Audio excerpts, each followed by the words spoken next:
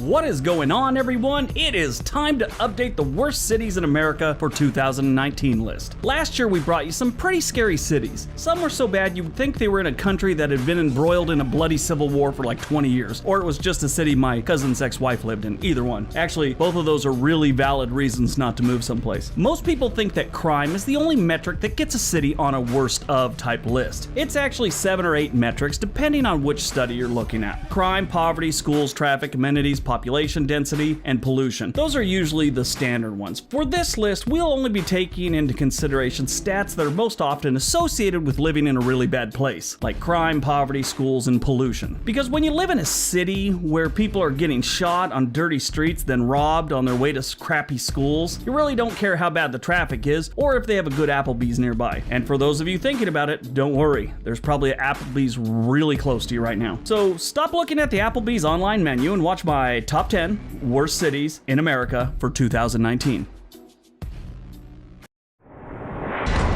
Number 10, Albuquerque, New Mexico. To me, Albuquerque has always looked like the primary filming location for the next Quentin Tarantino movie. If you Google Albuquerque, then select the news tab, it paints a picture of the city nobody wants to see. They have a strange amount of bodies being found around this city. It's really weird. It has 500,000 residents, and if you look at all the crime reports, you'd think someone is in fact playing out a real-life Tarantino movie. With that many people living in a city that has a laundry list of other issues, it's no wonder there's so much crime. There's nearly 9,000 crimes reported for every 100,000 residents. That's 218% higher than the national average. While in the city, you have about a 1 in 12 chance of being involved in a crime. Albuquerque was incorporated in 1891 and is the most populous city in New Mexico. On the plus side, it has the Rio Grande River running right through the middle of town, and it's also home to my favorite news reporter, Allison Martinez. Number 9, Shreveport, Louisiana. Shreveport is like the forgotten kid nobody ever talks about when it comes to Louisiana. Everybody always hears about New Orleans and say Baton Rouge, well, mostly New Orleans, but if you're not from the area, you really don't ever think or hear about Shreveport. You only go to Shreveport if you have a court date or you want to go someplace that's hot and humid like a tropical island, but you don't want to be near the ocean, you know, or the ocean breeze or anything like that. It's normally in the 90s from May to September and really doesn't get below the 70s until maybe December, January, and February. The poverty level in Shreveport is 69% higher than the national average. Good going, Shreveport.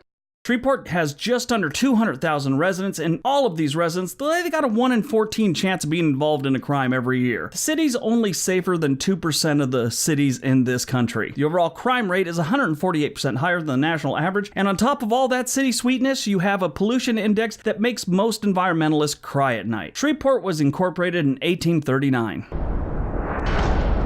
Number 8, Albany, Georgia. About 2 hours away from where I did basic training in Fort Benning, Georgia, you have Albany, Georgia, or Albany, Georgia, whichever you want to call it. This little slice of depression could be a great place to learn how to live in poverty. They have about 30,000 residents that I'm sure would be more than willing to teach you how to do it, because they're experts. This town has been poor for a very long time. Of course, it's probably going to cost you a couple bucks and they only take cash. They're having some problems with their bank. Albany has a population of 75,000 people, and I would guess 65,000 of them would probably love to move at any time. Housing prices here are extremely low, and there's a reason for that. Albany sucks and nobody wants to live here. This place has vacant homes with boarded up windows on most blocks, and I'm not even joking about that. Homes here go for about $89,000. That's dirt cheap, and that's 49% lower than the national average. The poverty level here is 120% higher than the national average, and the crime rate is 146% higher than the national average. Albany was incorporated in 1838, and most people feel this was a really bad move.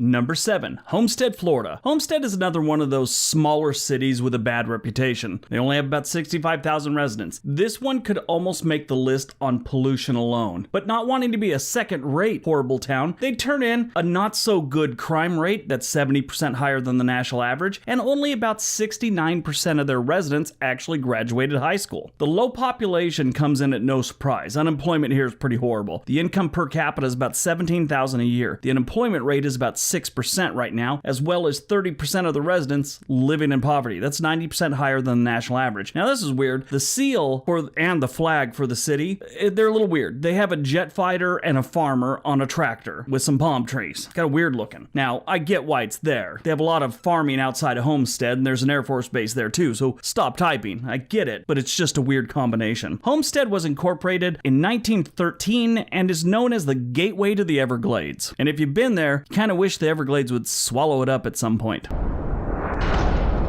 Number 6, Little Rock, Arkansas. Little Rock is in Arkansas, so that should be your first indicator that there's a lot wrong here. The one thing most people know about Arkansas is there's a bunch of jokes told about this state that always end with some reference to marrying a close relative. Little Rock is the capital and most populous city of this less than normal U.S. state. The schools in the city aren't setting any scholastic records. The average school test score in Little Rock is 46% lower than the national average. Little Rock has just under 200,000 residents and the worst crime rate in Arkansas. The city has about 10,000 crimes per every 100,000 residents. Yeah, you heard me right. That's 212% higher than the national average. Little Rock is safer than only 1% of the other cities in this country. Yeah, not really good. Little Rock was incorporated into a town in 1831 and 4 years later incorporated into a city.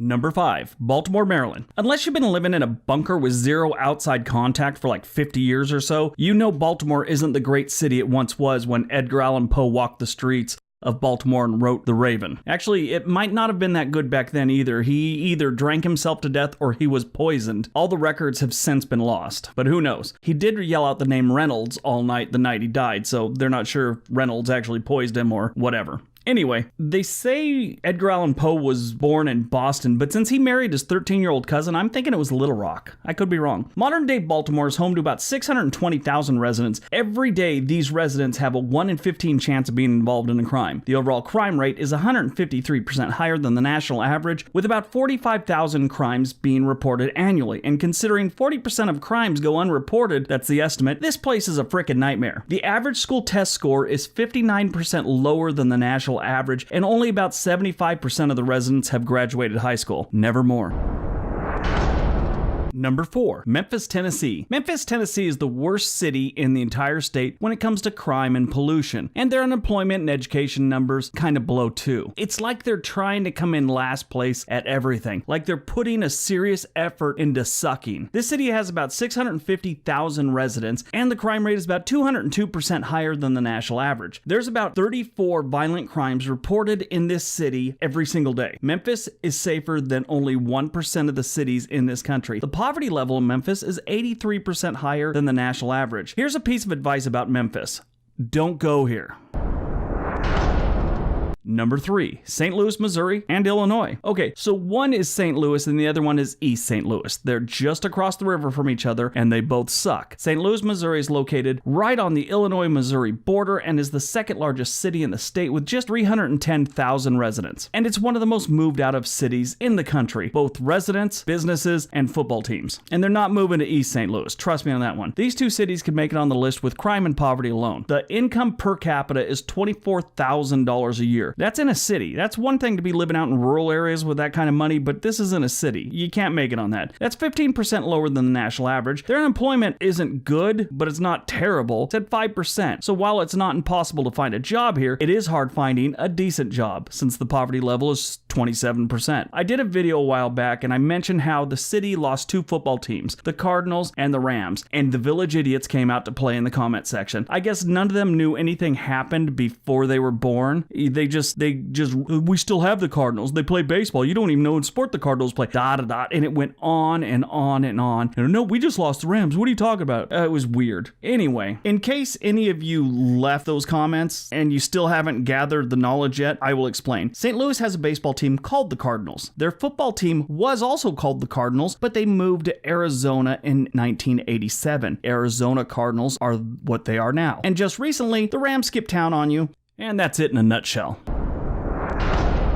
Number 2, Detroit, Michigan. Congratulations, Detroit, you're not number 1 anymore. And considering how far ahead of the pack you were at sucking, you've done great. Detroit has been on a downward slide for decades, but it seems to be turning the corner. Okay, maybe they aren't turning the corner yet, but Put it this way, if they had a land navigation system on Detroit like we have on our cars, it would be saying, prepare to turn the corner in 3 to 7 years. The loss of jobs in the manufacturing sector killed this once great city. And stop typing. I'm sure you can rattle off 50 other minor stats and reasons that contributed to the downfall, but manufacturing, more specifically the auto industry's manufacturing, sort of left this town high and dry. Now, there are some jobs left, but it's nothing close to what it once was. Detroit has sort of been doing this revitalization thing downtown, and in recent years it's starting to catch on and sort of spread throughout the city. But they got a very long way to go. And that's why they're number 2 and no longer number 1. Detroit had just under 2 million residents in 1950, and now they sit at about 675,000 residents. That's kind of a drop. Shows you how damaged this city was. The income per capita is only $15,000, making the median household income the worst in the country at just over $26,000, 53% lower than the national average. But 2 years ago, the median household income was only $23,000, so they're making some progress. Crime is down a little bit too, schools are getting better, things are looking up, but like I said, they're number 2 because they're still in bad shape. There is progress. There is hope.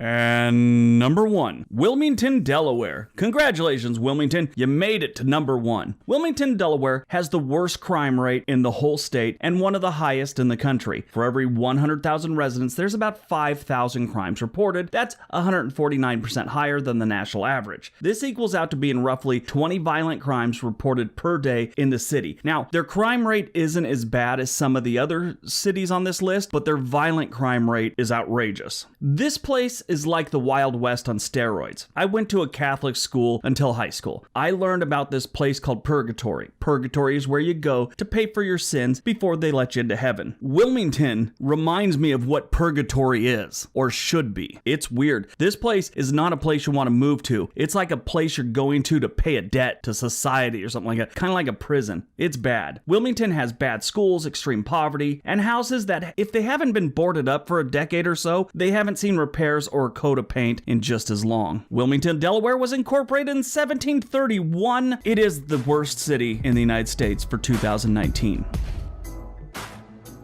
Alright, so that's your top 10 worst cities in America for 2019. I hope you guys enjoyed it. Hope you got some information out of it. You know, a lot of these places are getting better in the last couple of years. They still suck pretty bad. So that's why they make lists like this.